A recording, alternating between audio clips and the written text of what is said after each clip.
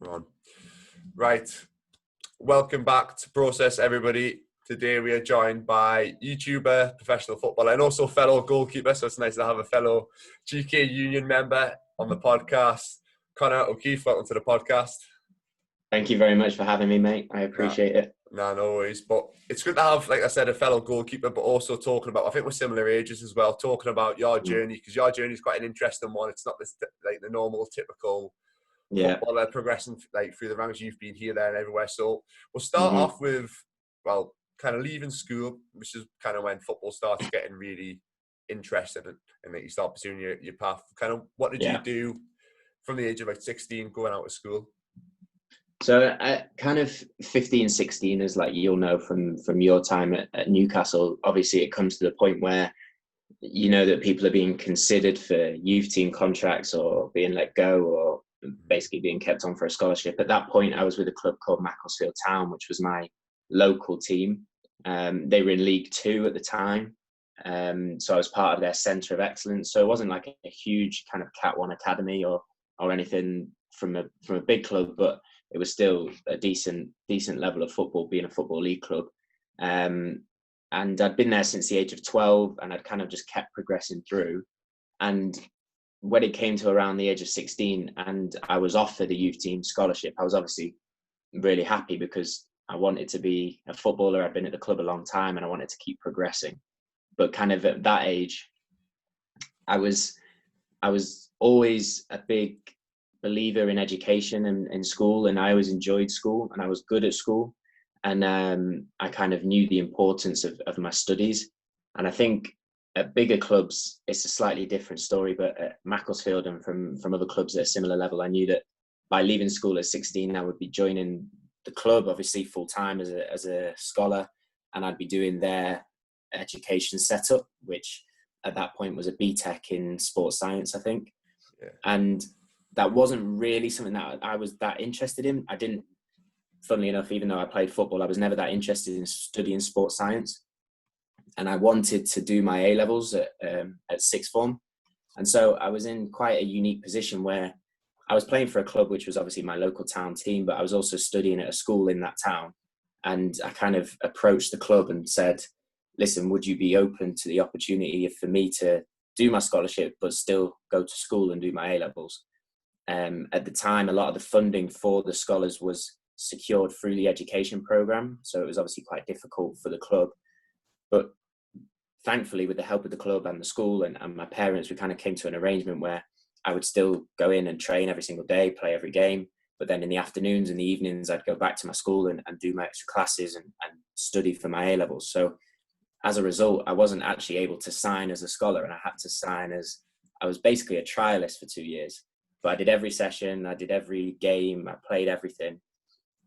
And a lot of people said, oh, you won't be able to manage the two. But I thankfully came out with 2 A's and a B in English, Lit, Maths and business economics, and was still offered a pro at the age of 18. So I managed to combine the two through a lot of kind of time management and help from the club and the school. But in terms of the age of 16 to 18, my kind of time in football and education was a little bit different to most guys who then go into the full-time game. Yeah, no, fair play to you for doing that though, because I'm a big believer in like still doing the education. Like I was the same when I left school, went to Newcastle. They'd done the BTEC sport thing, which is, for me, I always had an interest in it anyway, and I ended up doing like the extended diploma, which I could have enough UCAS points to go to university. So I was a big believer in always doing stuff, and I think a lot of lads, they're in the mindset of like as soon as they leave school, they're like, oh, whatever I did at school. Like even like a few lads when I get to the GCSEs, they end up sacking it off because they're in the mindset like, oh, I've got a scholarship, a Premier League team or a Championship team or whatever, even down League Two conference. They just think like, oh, well, my life's sorted for me now. I'm going to go and do this. Like, oh, there's education there. I'll do that and stuff. But I think like examples like yourself is like, I think a lot of the young lads should kind of take what you've done. You've also sacrificed not having that scholarship contract and being like a trialist almost for 2 years, but having an education. And then obviously anything could happen in those 2 years, football wise. Yeah, you might not be good enough. You might have an injury, something might happen, and you might have to drop out of football. And then you would have that opportunity to go to university, which I know you did, do further education, and then 'Cause a lot of lads, they come out of school, go full time into football, and then it doesn't happen for them, and then they're like, what do I do? And they'll just go and find whatever job they can. And it is and then obviously the mental side of it as well. It's very tough kind of coming back from that, but perfect example there. So we'll talk a little bit about your time at Macclesfield. So you got your pro contract at the end. What did you do kind of that following season? How did that go for you? Well, it was an interesting season because I think it was so intense, the 2 years of combining being a YT and going back and studying at school. And in terms of kind of the amount of work I had to do and kind of planning it, and I enjoyed it. It was good, but it was a hard graft to get through both of them and do well at both of them.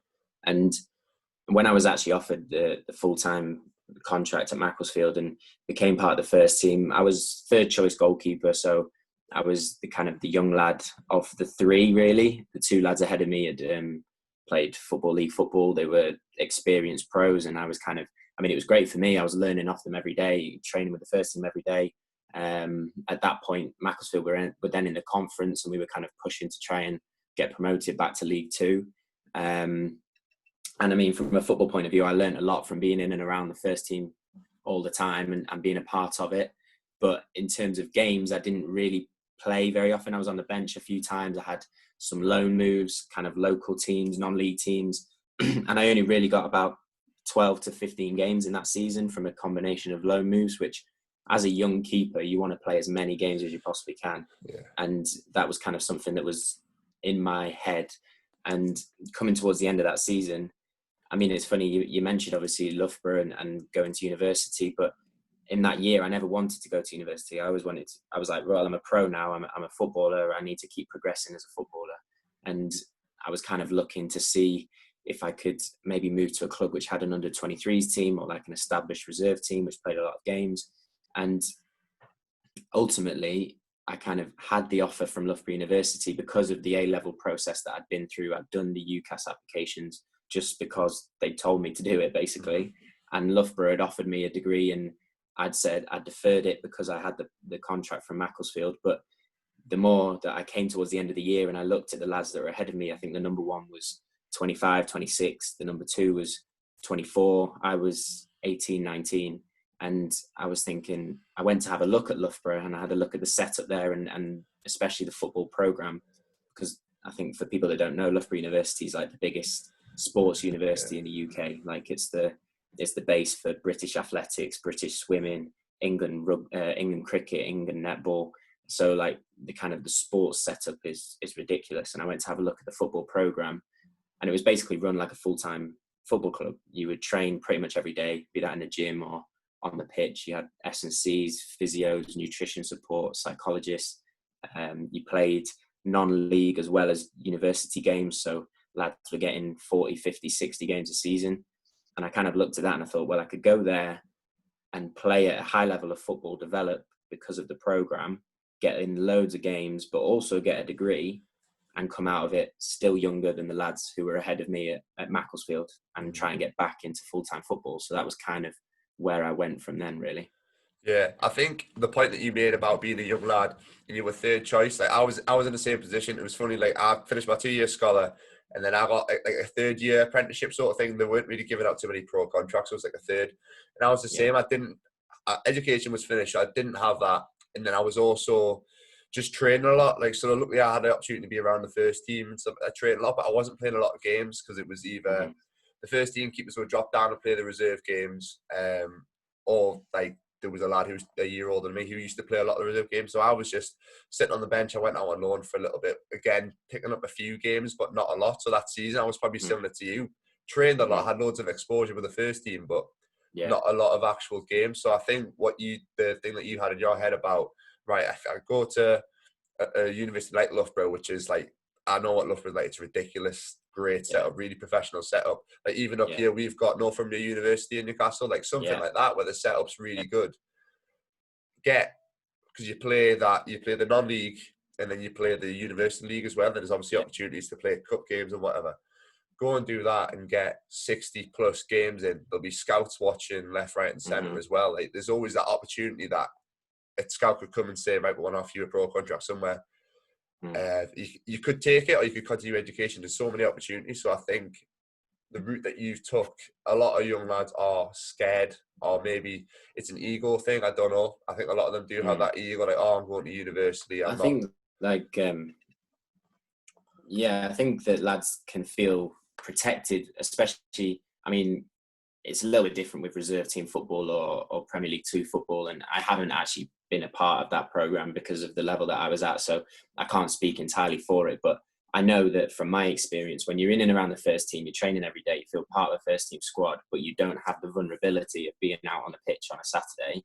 You do feel somewhat in your comfort zone, and you can kid yourself into believing that you're developing because you're in that environment, but you're not a first team player because you're not playing. And from my point of view, it was so important. I knew that I'd learned a lot from the training. I had developed a lot, but if I wanted to progress, I needed to play games, whatever level that was. And I mean, Loughborough, like you say, the setup's brilliant. I mean, the first team that we had, I was part of the first team for kind of all 3 years in my degree. And the first team was full of lads like myself who'd been at pro clubs and kind of gone on to get education and at really high level. But even in terms of the non-league, we were playing step 5 non-league. So 9th tier of English football. So it's like, it wasn't a high level. I mean, obviously the university league, it was the top university league with Northumbria and universities like that. But in terms of the non-league stuff, it wasn't a high level, but it taught me how to play men's football. I got 120 odd games in 3 years, which I never would have had at Macclesfield. So it kind of, it did introduce me to actually playing men's football on a regular basis, completing full seasons. And if you want to become a professional, you need to have that experience as a young player, and it's difficult as a keeper. So you need to go and find that whatever level you can, really.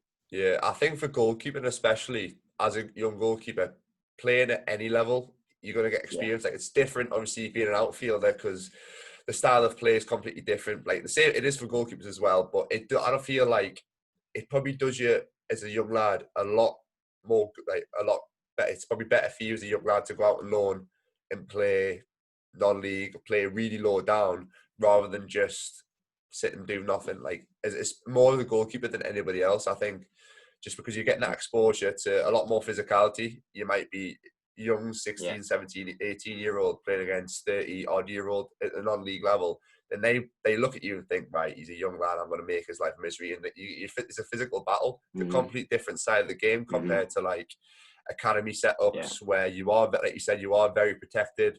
You've probably got a little bit more time on the ball. Like non-league, someone's on you straight away, like the pressure and stuff as well, because you've got adults and stuff shouting at you and stuff like that. It's a completely different exposure. So I think getting out, even if it is, like, I was 17 and I went to play, it would have been a similar level. So we've got the Northern League, which is what Northumbria play. I was 17 and went and played a few games at that level. It honestly done me the world of good, confidence-wise, just to get those games in an atmosphere where there's a few fans watching as well who obviously pay. You do get some like loud, crazy fans who will give you abuse as well from behind the goal a lot of the time, which you probably know. So that exposure as a young lad is, I think, massively crucial. And you said you got 100 and something games in that amount of time. As a goalkeeper, you don't learn unless you play games. Exactly. Like, it's fine being technically great and stuff, but playing games is where it really matters. Definitely. So we'll move on a little bit. So you went to Loughborough. How long were you at Loughborough for in total?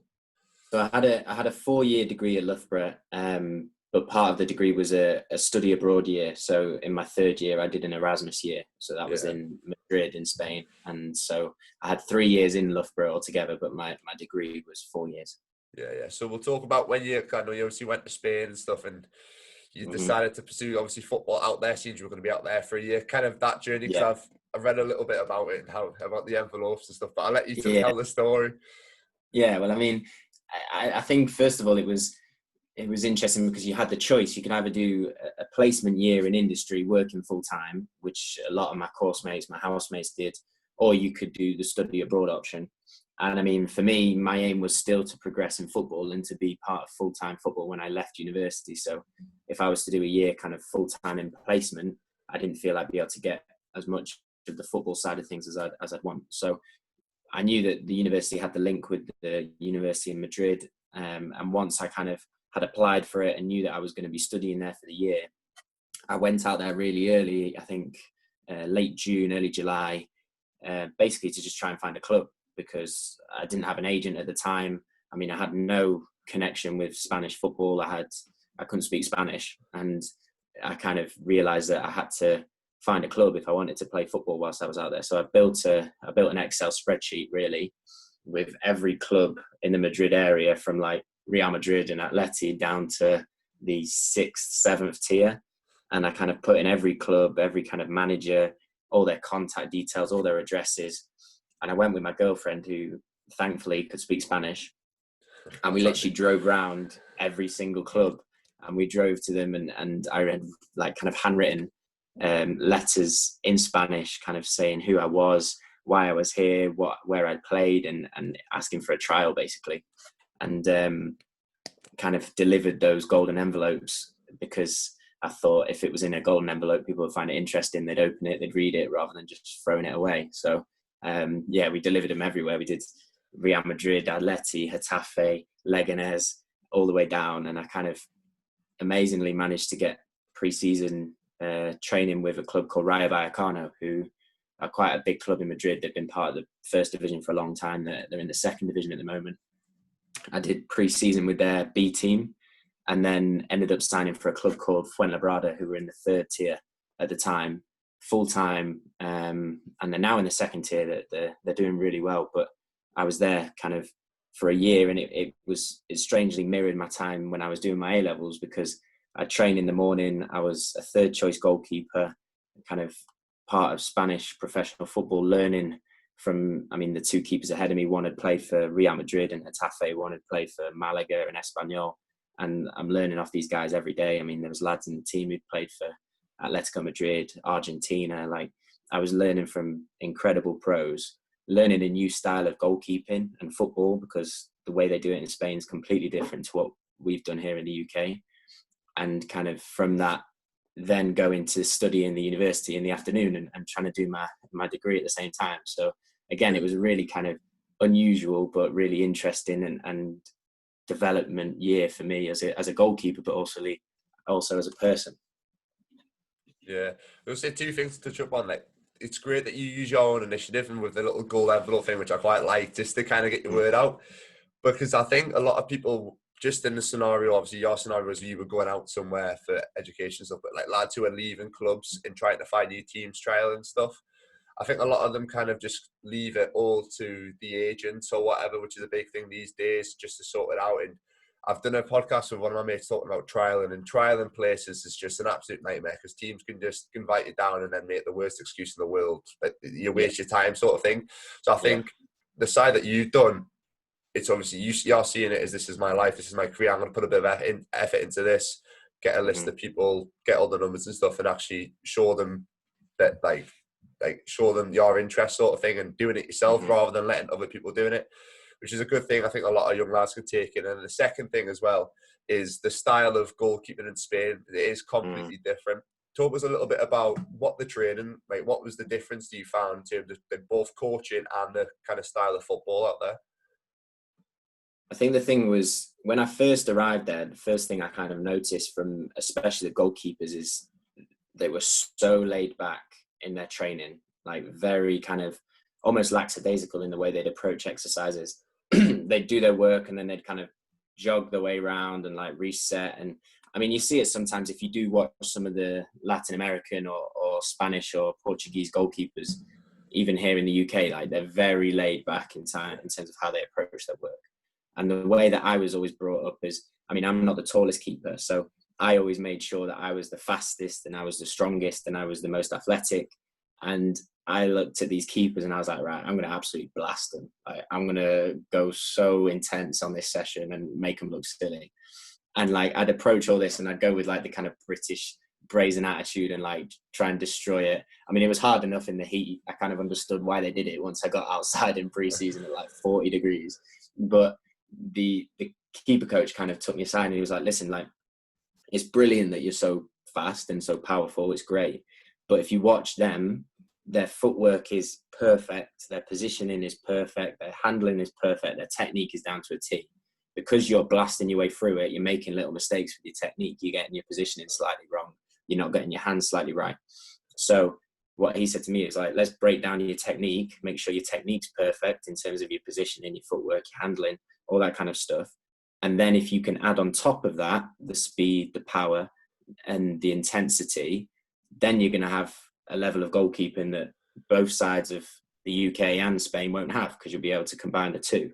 Yeah. So that was kind of a real eye-opener for me, and something that I really tried to put into my game was developing that technical focus that they have in Spanish football, with the kind of British intensity and physical ability that I'd kind of developed through my career so far. Yeah, I don't know a lot of like English like old school coaches. They are very much like 100%, like it's like 100 miles an hour all the time, like in your face. Like I've had a few I could think off the top of my head who are like that. But like you said, the more modern day goalkeeper is a lot more relaxed. Like I think Joe Hart talked about it, I think, in a while, because he's got a little podcast thing called Glove that I've talked and listened to. He talks about like, was it the World Cup or something? But he just felt he was like putting so much pressure on himself. He was really wound up and stuff, and he just wasn't focused. And then obviously he went through that rough patch and stuff. Like he wasn't playing very well, he was out the team, whatever. I think he came out of it at the end of it a lot more calm. I think he changed his mindset, which I think like the modern day goalkeeper is a lot more relaxed, calm. I think it does help you focus, and I think because goalkeeping is such a high pressure job as well, it's a high pressure situation, having that relaxed mindset, as long as you're not completely just like out there, your head's not in the game, but like that relaxed mindset does help you. Like the likes of Edison, he's the most relaxed, chilled goalkeeper, but he's technically, it's just how relaxed. You'll get the ball, you'll have a striker 2 yards away, you'll just like 1-2 it round people. Like you've got to have some calm and some concentration at the same time to be able to do that. So I think the likes of like the foreign goalkeepers coming over to the UK have brought that mentality. And I noticed the last few years when I was professional that the goalkeeping style like in England had changed at that top level. Like we had Martin Dubravka came in, who was very much like that, relaxed and stuff, but technically just spot on. Like his feet and everything were just very, very good. So it is interesting how the kind of style of the game has changed, but I think a lot of it is influenced by the likes of Spanish goalkeepers, like back in the day, like the Valles and stuff. That was probably the earlier days. So talking about YouTube as well. So when did you start your YouTube channel? I know you had a few highlights and stuff on there beforehand. Yeah, kind of started it properly that year when I went to Spain. So I mean, I'd spoken about it with one of my housemates, a lad called Johnny Wong, who we still work on YouTube stuff together. He when we were at university, he was really into kind of videography and making videos. I was not into kind of social media. I didn't even have an Instagram account. Like it wasn't kind of something that I was that bothered about. And I remember kind of talking with Johnny, and we would talk, because he used to watch like Casey Neistat vlogs and kind of all that world. And I never really knew anything about it, but he would tell me about it, and it kind of started planting a seed in my head that it would be cool to document your story.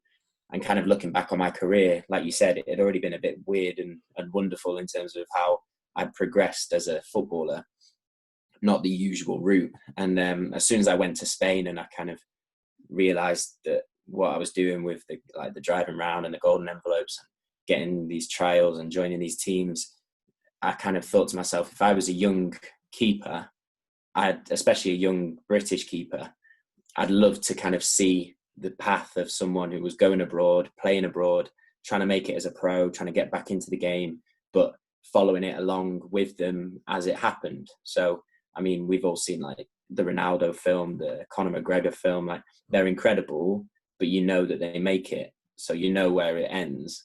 And I kind of always had this feeling that it would be cool to make something where neither myself nor the audience would know where it would go, whether I'd make it to the top and be the best keeper in the world, or whether I wouldn't even make it as a pro. And so I kind of rang up Johnny and I said, listen, like this might be quite cool. We could start making these vlogs and doing something on YouTube. And that year in Spain, we started making a few, but we weren't very consistent. We kind of did one a month, really. I mean, the story was amazing. Like even the club I was at, we had a really good run in the Copa del Rey, and we managed to get Real Madrid home and away. So like we went to the Bernabeu and got a 2-2 draw against Madrid and things like that. So like the stuff that was going on was mad, but like I was filming it on my phone. We were kind of, the editing wasn't great. Like it was all kind of very raw. And then it's kind of progressed since then. Obviously I came back to Loughborough and we were housemates again, and the quality stepped up, and And even now we've kind of took it to a much higher level of quality and consistency, putting them out on a weekly basis now. But yeah, that was kind of where the idea came from initially. Yeah, I like the idea around it as well, though, because I don't think a lot of young lads know the actual path of what it actually takes, especially when you don't go down that typical route of going into academy and then progressing to the first team, or going out on loan from an academy. Like, once you're in that academy setup, you're in a bubble. I feel like I tell a lot of lads, you are very in a bubble, and it is not so much, I'm not saying it's easier, but you are protected by a lot of people. So exposing the route outside of that, and especially from the education side, which you've came from, which is great as well, exposing that, talking about your steps and your steps about trialing and sending out envelopes to people and stuff like that is great. So now I've enjoyed it. I've looked at a few of your videos and stuff, and you've got some good little technical videos and stuff. Now it's decent. But I enjoy all that, and to be fair, I've thought about doing something like that myself, but obviously I don't really know if I'm pursuing. I'll not talk about that because that's in my own head at the minute. But it is good to see you kind of, like I said, exposing that. And and I mean, I think the thing is, like, I think the thing that we've learned is just putting out kind of your story and being consistent with it and being truthful and honest with it. So I mean, I've made vlogs when I've been man of the match or team of the week or signing contracts, but I've been making them when I've been injured, when I've been in poor form, when I've like let in 4 or 5 goals. Like, it's the reality of kind of life as a goalkeeper and trying to make it. And I mean, like you said, people at the very top, you're protected and probably rightly at that level that they need to be looked after, but you don't see the real story. You don't see what it's really like and what those lads really have to go through. And I mean, for myself, it was kind of just making sure that whether I was filming it on my phone or whether I was filming it with proper kit and lighting and stuff, it didn't really matter. The point was that it was documenting an honest truth and an honest journey and sharing it with people. And I mean, we're still doing that now. I don't know where it'll go or how long it'll go on for, but I've really enjoyed the kind of process of building it and building and seeing such a kind of community build around it of people who really take value from it. That's been amazing. I like as well how you literally just, like you said, you started out with just film stuff on your iPad or your iPhone, and just kind of progressed from there. So I think a lot of people who are debating it now is the same. Like, I've started putting out a few videos and stuff, and I'm just starting with whatever camera I had anyway. And I'm editing things on my iPad at the minute because my laptop's horrendous, like really bad. I'm hoping to say, but just getting started on something and not. I think a lot of people don't want to start things because they're like, oh, I'll wait until I have enough money to buy the right equipment and stuff, and they want to start perfect. So like you said, just can't start perfect. Like you look, like I look back at the first videos I did, and like I'm petrified of the camera. I'm like frozen. I'm like umming and ahhing, talking nonsense. Like the editing's not good. You can't start perfect. And I mean, the whole point is, like, so many people will think of reasons that they can't start, or they'll be worried about other people's opinions, and they'll be worried about what people think of them.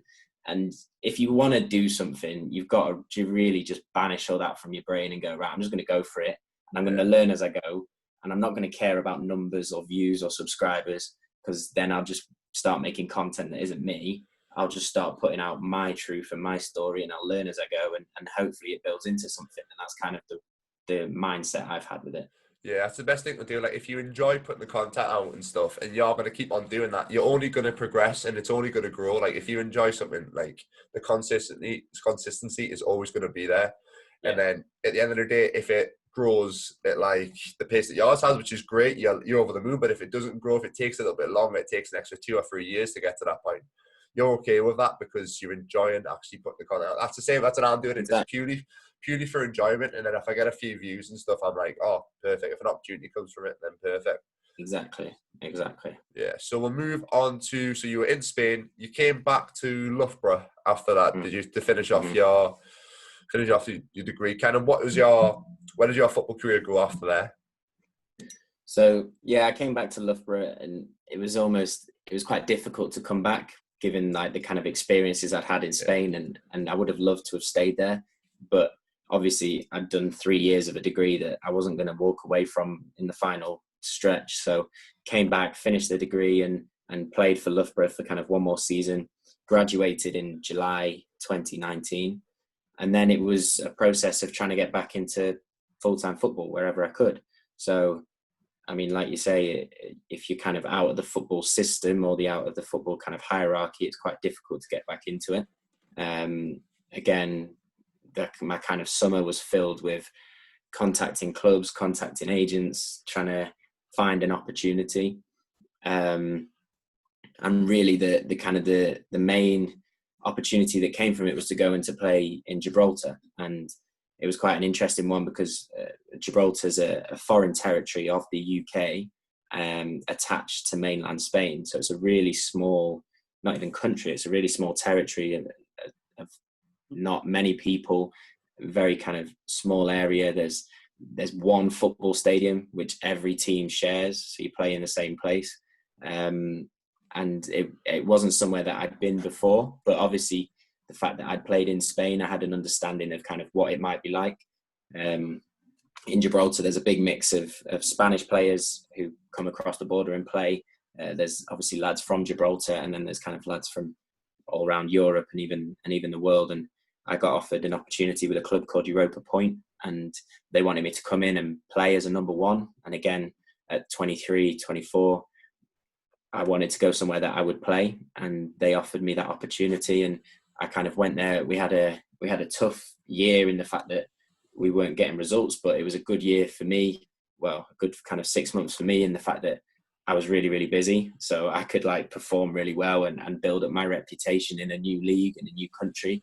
And managed on the back of that to get a move in the January transfer window to a bigger team in Gibraltar, and was playing there until unfortunately the kind of effect of COVID-19 and the league was cancelled. So it's been an interesting year for sure, and I really enjoyed kind of my time out there and learning a new style of football and playing in a different league.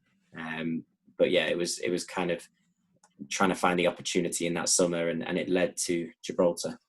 Mm-hmm. Yeah, I see a lot of I think there's a lad I know as well who's playing out in or has played out in Gibraltar. You see a lot of lads who are doing that, and then the Cyprus as well. A lot of people go to. Yeah. So I think there is opportunities, especially at a young age, to go and play, like you said, senior football, and then there's always the opportunity of, because they can go to Europe and stuff, the Champions League through that league. I know people go to that was it. So like, if you came top, if you won the league, you got into the Champions League qualifiers, and if you came second or third, you got into Europa League qualifiers. So in a league of only 12 teams, like you got a good chance of getting European football. That's massive. Yeah. Like you see them on TV, like these tiny little teams that are playing against like Barcelona or stuff like that. Like you see teams in Scotland like Rangers and stuff going around playing. So there's exposure, and then you never know where that could take you. So if you're playing against, like, for example, a Rangers or a Celtic or something like that, you're not only getting the experience of traveling and playing in front of big crowds, but you're getting the exposure of like TV, and there's more people who can actually see it, and you never know when your career can kind of go from them. So there's plenty of opportunity. How are you finding it living over there? Is it just kind of similar to living in Spain, like a similar sort of setup? Well, it was funny because I moved over there with my girlfriend, and we chose to live in Spain and kind of travel to Gibraltar. So we were living in a town called Estepona, which was just up the coast, which is an amazing place. And it was about half an hour really to get to Gibraltar. But so we always enjoyed living in Spain. From my year, like I'd learned Spanish. We, like both of us, we enjoyed kind of the Spanish culture and life, and we enjoyed living there. But playing in Gibraltar itself was really interesting. Like I'd never been before. Is you cross the border, and because it's a foreign territory, the UK, you cross the border and suddenly you've got the exact same road signs as you have in the UK. You've got red double-decker buses, you've got like red post boxes. Like it's like being back at home, but in 30 degrees. It's really quite like a time warp. It's quite funny. And I mean, even the stadium itself, it's an amazing stadium. At one end behind the goal, you've got quite you got the Rock of Gibraltar, which is amazing kind of sight, a really huge white facing rock. And then behind the other goal, you've got the airport. So you can be taking a goal kick and if it's been Boeing 747s landing behind you, which is like mad. Yeah. And so like there was loads of kind of weird and quirky things, but it was a really interesting experience. I enjoyed it a lot. Yeah, that sounds pretty good, to be fair. Moving over there, and how hot is it, like 25, 30 degree heat or something like that? Yeah, it was just sunny all the time. It was lovely. Yeah. So it would be amazing to go over there and stuff like that. So talking about your journey obviously you've went through ups and downs and stuff along the way from Macclesfield all the way to the point where you're at now in Gibraltar. Has there been any point along the way where you found it really tough mentally? Obviously, just adapt. It might just be moving away. It might have been a tough point for you. Obviously, moving away from family and stuff, and then also maybe not thinking that your career's going down the path that it first would. Was there any sort of times where you struggled a little bit, or any moments along the way? Yeah, the main one that springs to my mind was, I think, probably second year at Loughborough. And I'd gone into Loughborough, and kind of whenever I go into a new place, I've got a very positive and confident attitude towards it. I always go in thinking, right, I'm going to show everyone what I can do. I'm going to show everyone the level that I'm at. And my first year at Loughborough, kind of as a fresher, go in straight into the first team, number one, playing every game. I had a great year, really enjoyed it, and performed really, really well. And then in my second year, I kind of started to have a slump in form, wasn't performing very well. Kind of the management team, as a result, dropped me, didn't want me to play, which was fair enough. I wasn't playing very well, but I took it really badly. I kind of got really upset and worked up about it, and obviously annoyed at them, and kind of came to the point where I remember I was kind of really upset, thinking I'd come to Loughborough to get back into professional football. I was playing against, well, I wasn't even playing. I was on the bench against these kind of Step 5 non-league teams, not even playing. And then when I did play, not playing well. And I was thinking, like, am I kidding myself? Like, if I'm not doing it here, like, I'm never gonna make it where I want to go. And I remember at that point really kind of strongly considering just not playing football anymore, and kind of changing my goals and the things that I wanted to do in my life. And it was a really difficult time. And I remember, like I say, thinking about quitting. But the way that I kind of saw it was, I knew that I had the opportunity to go to Spain. I knew that I had the opportunity to do a new thing next season.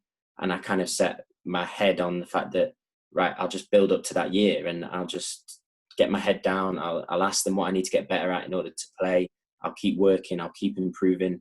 And the second half of that year was strongly focused on just setting myself tiny little goals with my football to keep progressing. And when I hit one of those goals, I'd hit another goal, and suddenly I'm on a roll of confidence again. I'm playing well, I'm back in the team, we get good results against big teams, I'm performing well. And then I go into Spain and I have all the experiences that I had, and then everything since then. And I know, looking back now, if I'd have quit, the amount of stuff I wouldn't have had and wouldn't have experienced as a result. But everyone goes through those moments, regardless of your career path and what you want to do.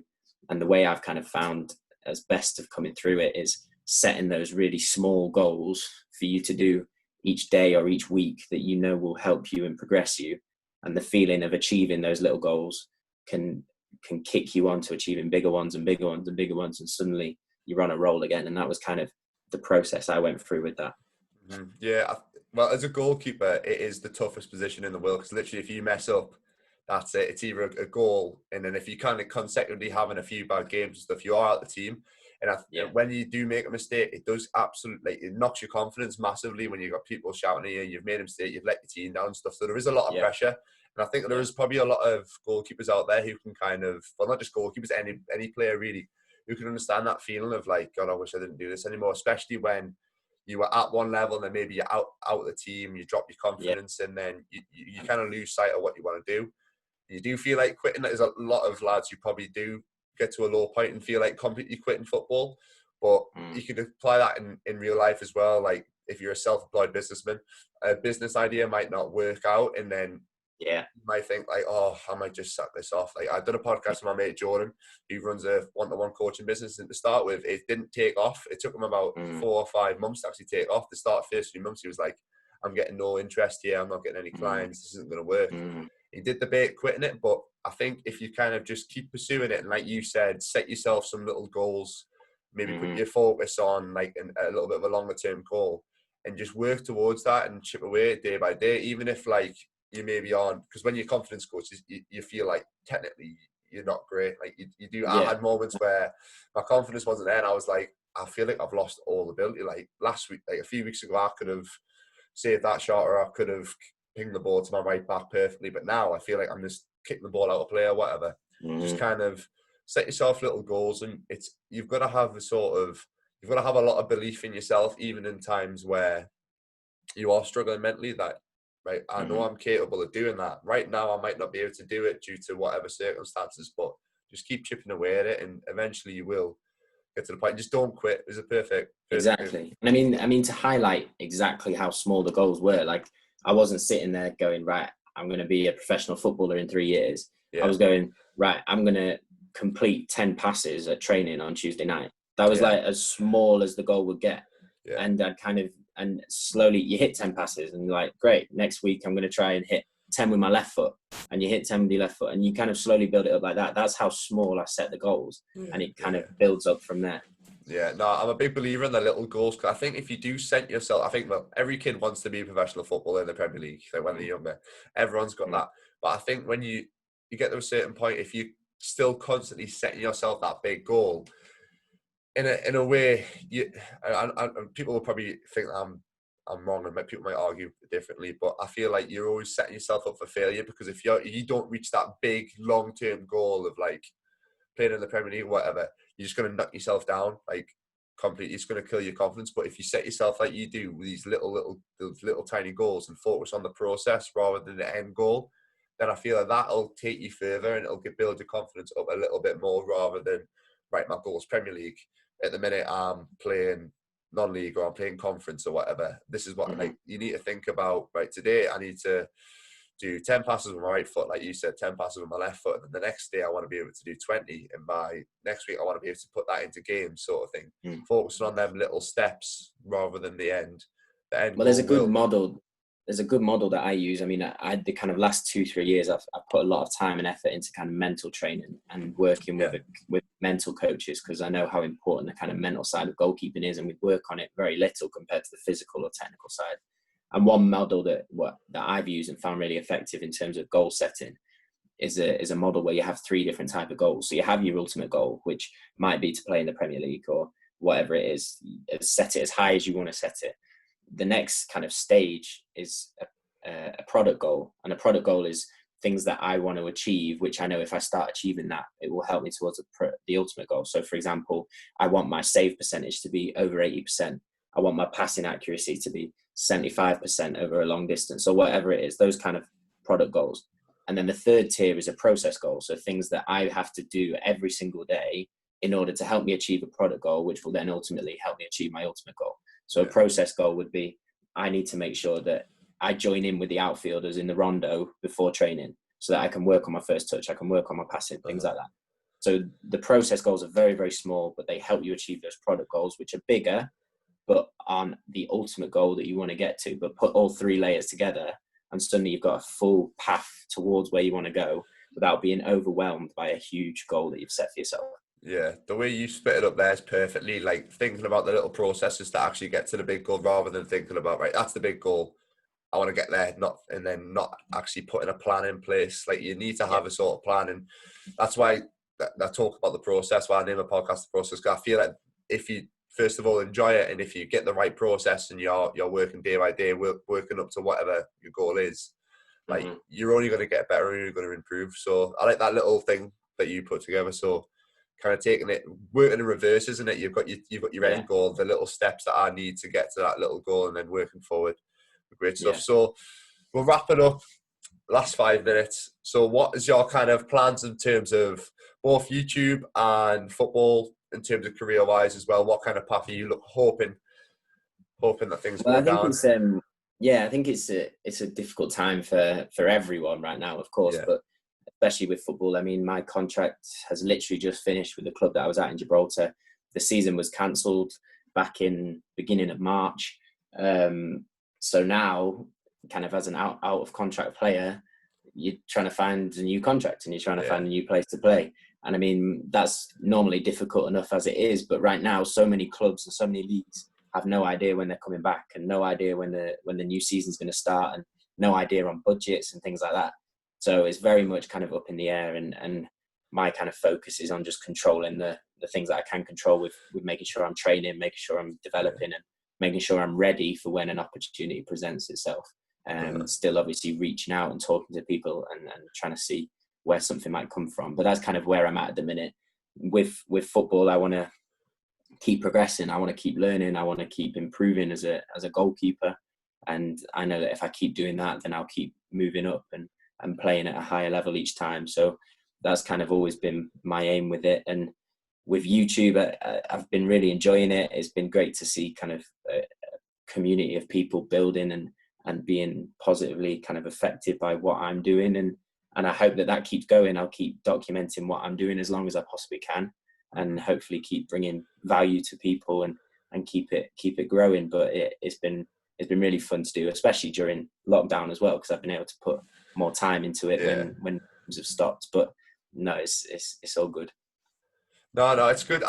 Like you said, you've got a good little community going kind of thing, and you're helping so many lads who are maybe wanting to pursue that football career, giving them little coaching drills during lockdown and stuff. Then you're also, in a way, you're helping yourself, because it's kind of, you're promoting yourself constantly as well. So if there is teams that like, look, you can say, look, this is my YouTube, this is what I do kind of thing. They can look and they can say, all right, this kid's like a role model as well, not just a goalkeeper, which I think will kind of stand you in good stead down the line. So we'll finish off with the 3 questions, which I've let you have a little bit of a think about. So first question is 3 people, past or present, who you'd like to invite round for dinner. That was a really good question. And I mean, I've probably spent all last night like deliberating on where I'd take it. And I think I've gone down a kind of route of present and people that at the minute I've found really impactful on myself and who I'd love to listen to and talk to and learn from. The first person is a guy called Ross Edgley. And some people might not know him, but I'm reading his book at the minute. It's called The Art of Resilience. And he went to Loughborough, so he's an ex-Loughborough alumni. So I've got that connection with him. But he is the first man to swim completely around Great Britain. So he kind of set off from Margate and spent 158 days swimming around Great Britain. And he would swim for 6 hours while the tide was with him, and then have 6 hours off, and then swim for 6 hours, 6 hours off. He'd sleep on a boat, wouldn't touch land till he did it. And he had 0 sick days. And he swam completely around Great Britain in 158 days. And I've been reading his book, and it's incredible because he's kind of combined the idea of physical capability. He's an absolute machine, but with the mental resilience in order to complete a kind of huge task like that. And I'd love to kind of sit down and listen to him. And if anyone follows him on Instagram, they'll know that he loves his food as well. So that would be quite funny. But he's I'd recommend anyone go and read his book because he's an amazing person and he's achieved some pretty incredible things as well.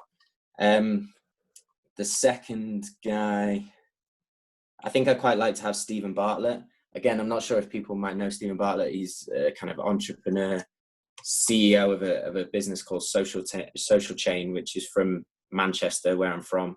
And he's 27, like made a very, very successful career and business by himself. He grew up, I think when he was 18, he dropped out of university, lived in Moss Side, which is a really kind of rough area of Manchester, and built this business from his laptop while kind of nicking pizzas to live and things like that. And he was the guy that gave me the idea about the golden envelopes. He was kind of someone that used that to approach investors, and he's a big kind of thought leader, and I've really enjoyed following him, and I think he'd be really interesting to listen and learn from.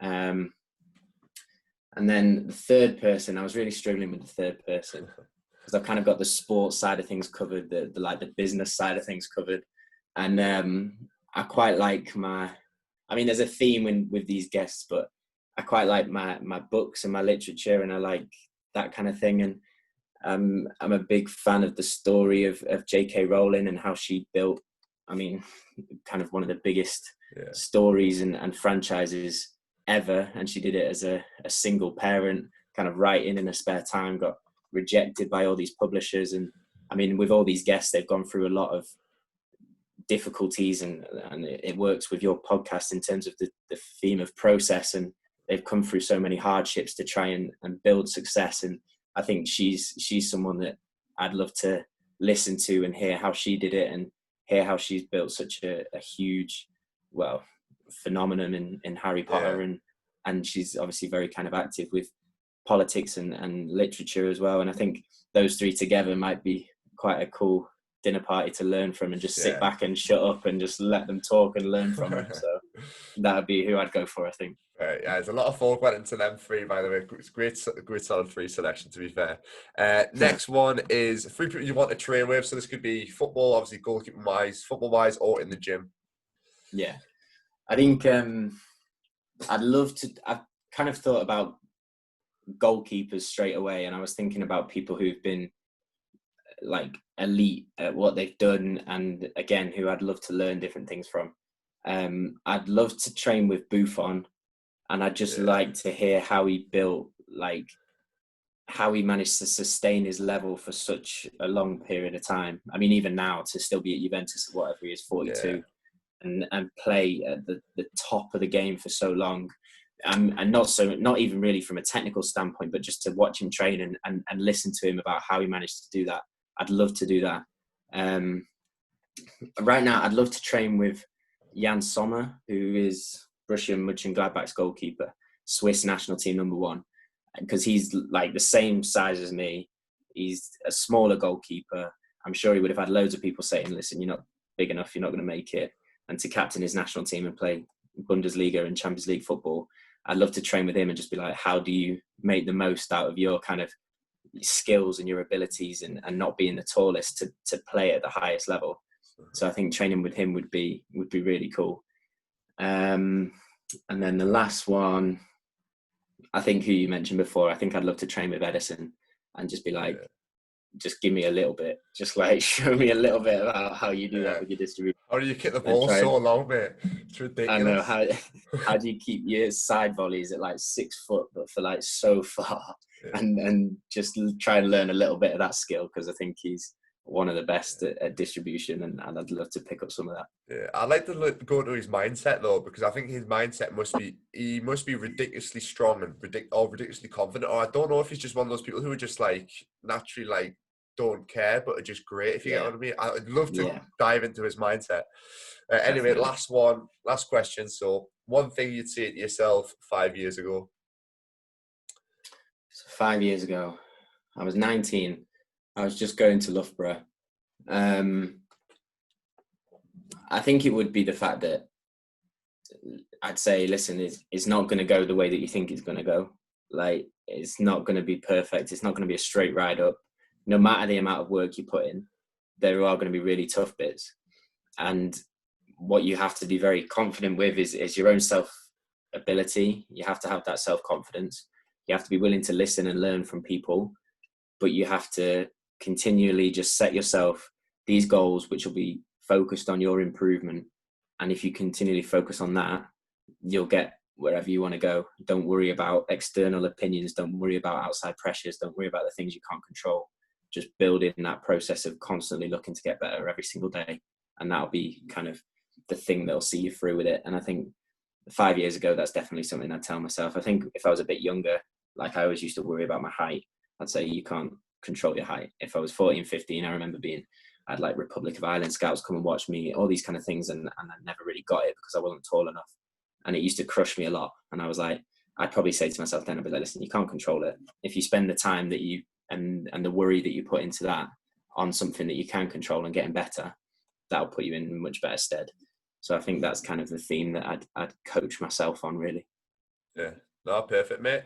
So do you want to just shout out your social medias, YouTube, Instagram, or anything where people can find you?